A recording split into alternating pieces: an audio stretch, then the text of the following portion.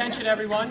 Grandkids have gotten together and they wanted to do something to honor their pop-up. So, grandkids, take it away. I think we're going to do finales first. Yeah, we're going to start it. Hi everyone, thanks for coming. I'm not really sure what a conventional family looks like. I'm pretty sure we're not a conventional family. So I'm the oldest sibling, as most of you know, to my sister Jen, to Maddie, Michael, who's running around somewhere. I'm daughter to, hold on a second. I'm daughter to Mike and Kathy, stepdaughter to Robin. I am granddaughter to Rich and Peggy, to Danny and Diane. I am a step niece, a niece, a step granddaughter. I am a niece. I am a cousin. I have many titles. We all do. But that's the thing about this family that's so beautiful is that none of those titles matter. It doesn't matter how you got to the Graham family. If you're in it, you're in it, which is amazing. So, you know, that's the precedent that our grandparents set for us. It's that it doesn't matter how that group of people came together. That's all that you're going to need. And that's what Papa kind of instilled in everyone. He accepted everyone, invited everyone into their home. He was selfless and giving. He was gentle and kind. Always available to help with homework, to sit there and watch a show with you, to come to our games and shows, to hang out with your pets. He was your favorite. He did everything and made it seem like absolutely nothing. And he was there for us when we needed him most, and he's equally as there for us when we're doing just fine. And so, you know, that was everything that he was.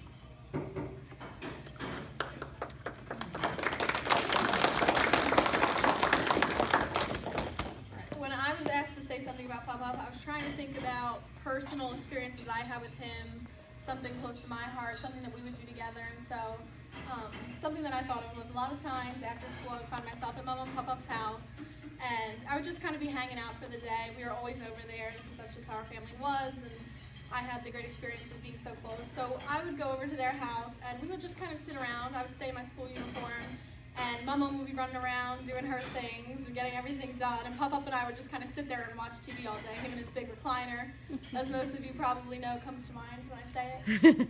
So we would watch Lifetime movies, made-for-TV movies. So I'm talking about things like Deadly Honeymoon, so that was a good one, My 19th Wife, and my personal favorite, Baby Falls Down, which, misleading title, that one was actually about a pregnant woman who accidentally got sold at a garage sale.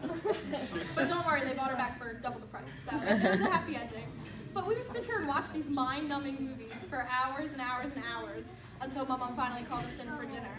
And when I think back to it now, at first I would think, oh wow, like, that's so strange that I would sit there and watch those things with my Pop-Up. We just loved it. We would have a great time. And then I really think about, as I got older, figuring out the kind of guy that my Pop-Up was, and I realized that he definitely did not enjoy those movies at all. He probably was asleep for half of them. But that just reinforces the kind of guy that he was. He was first and foremost a man who was all about his family, and what was important to him was just spending time with all of us and making sure that we were happy. He was there for everything in our lives, and so that just kind of became an even better memory for me because I realized that that's the reason that he would sit there and do those things with me, and so we love him and we're going to miss him.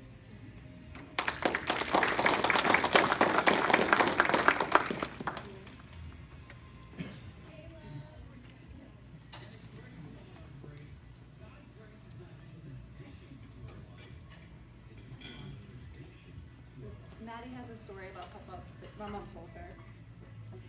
That he sneaks every midnight and he gets 2 ice cream cones.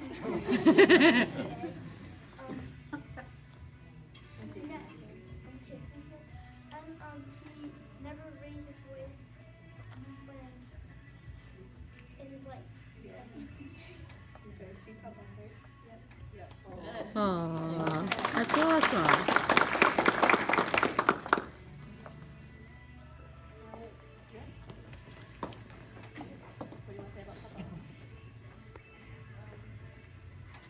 Papa was a really good man to all of us.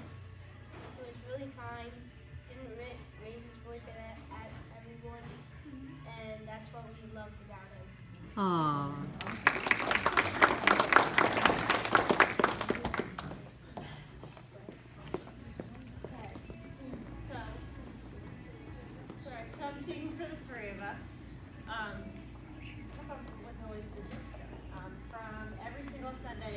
in to sit next to him at Mass. He had the same line for me every Sunday with, "Can you believe that they're taking the money right out of our account?" And they always had the same line, which cracked up. Do you know what he was saying? Do you know what that was stuff? He always cracked us up with those funny jokes. He always used to joke with him, "Are you sure you want to marry into this crazy family?" Thank God that he did. But over the years, he's just been the most wonderful and good to come up to. Very nice. I always had to appreciate his good taste too, Maddie touched upon it. He was always drumsticks and fruit. I have them in my freezer right He now. was very welcoming of you to take care of him.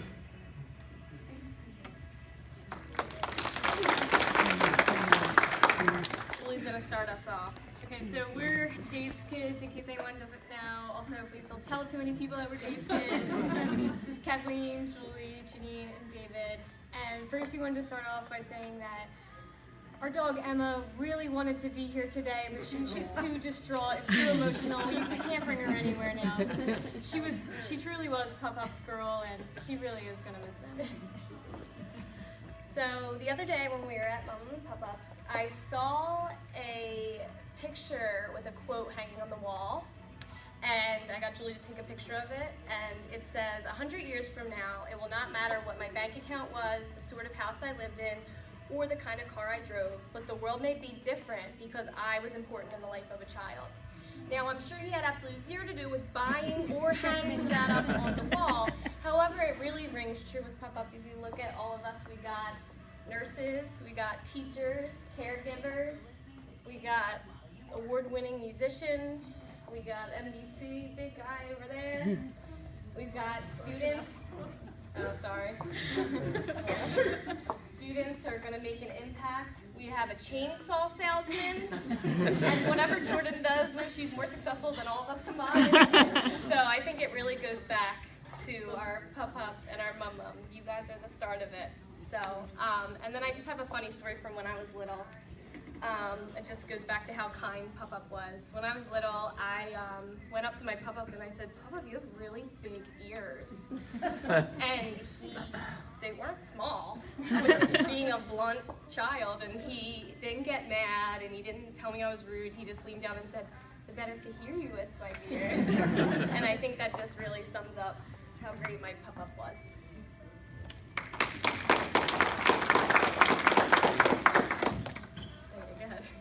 Alright, so I had a story to tell about Pup-Up that happened a couple of years ago.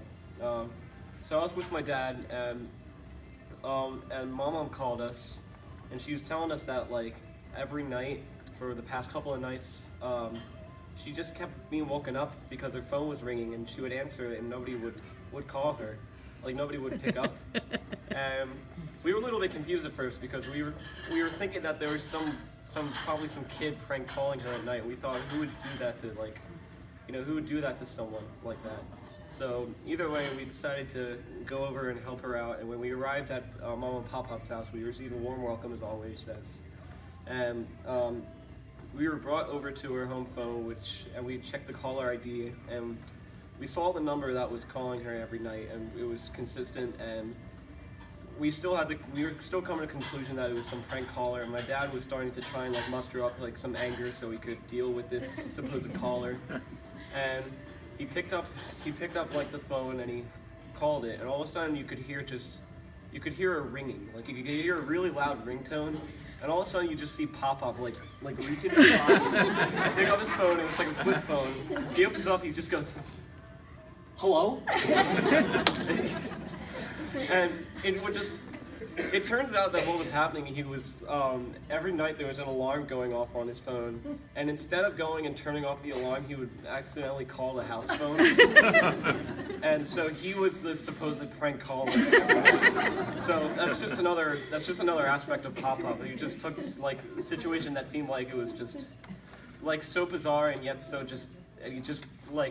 we had to go all the way out of our day to do this, but at the same time, we got a laugh out of what we thought would be a really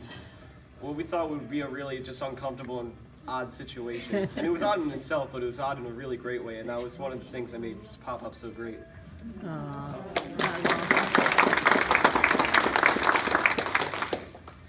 Saturday morning, I went over to see Pup-Up, Walking down that long hallway with my dad, I wasn't sure what to expect. I didn't expect to see him smile at me when I walked in the room. I was in the room with Mum, Aunt Chris, Uncle Steve, Mum, and of course Papa. My dad walked over and kissed Papa on the forehead, and he said, "You know you got an anniversary tomorrow, right?" Papa looked at me and he mouthed the word, "Oops." A couple minutes later, my dad, my aunt, my uncle were talking to Mum about how she won't be alone when she talks to the doctors. After 2 seconds of silence passed, Papa looked at Mum and said, "I told you having these pests would come in handy one day." But then he turned to me and he said, "Except you, you're not a pest." Although he said that to me, I know he felt that way about all 13 of his grandkids. His kindness and sense of humor were always present even on his worst days. I feel lucky that I was able to call him my Papa.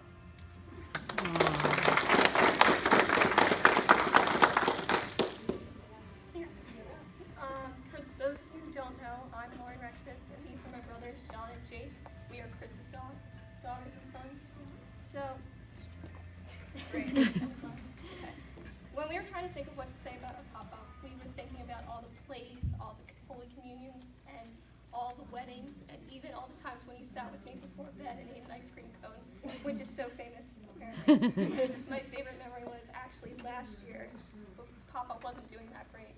And we were all worried about his health, and we all were like, "Drink your water, make sure you drink this." So we were out back in my house, and we were just looking at the boat, and my mom walks out with this huge mason jar of water and goes, "You better drink every last drop," or something like that. So she walks inside, he looks at me, dumps it over the edge, and my favorite thing he said, "Don't tell your mother." He gives the pop-up smile that everybody knows and everybody's going to remember throughout the rest of their lives. And she comes back out and he goes, "Look, I drank every last drop." So, of course I told her later, but it was something that I'm going to remember for the rest of my life. Good job.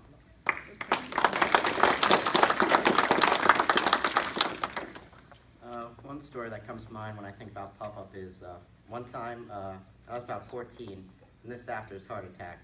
So I was hanging out with Papa while Mom and Mum went shopping. And then I walk in and Mum brings me over to the dining room table full with medicine.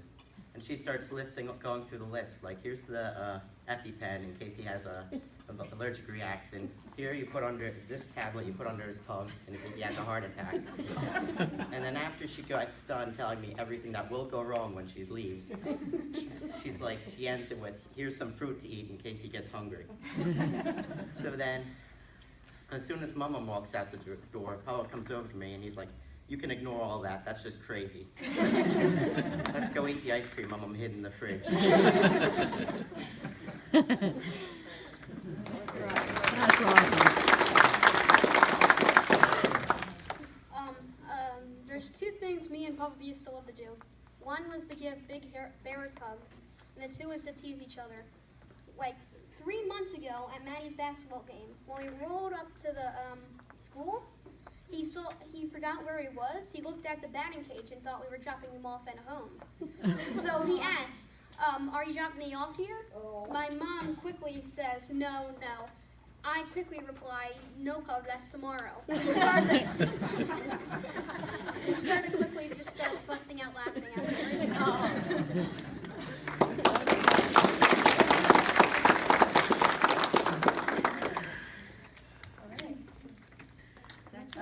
We got one more thing. Let's go.